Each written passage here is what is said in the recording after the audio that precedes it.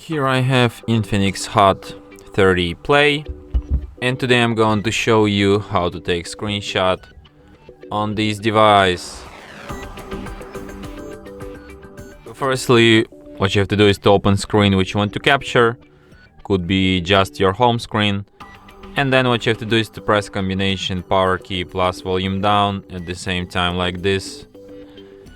And the screenshot will be taken. So let me show you once again. Power key, volume down, and let's get it. So one last time, power key, volume down, and we got these screenshots. You can find your screenshots in gallery, in the special screenshot folder. And here they are.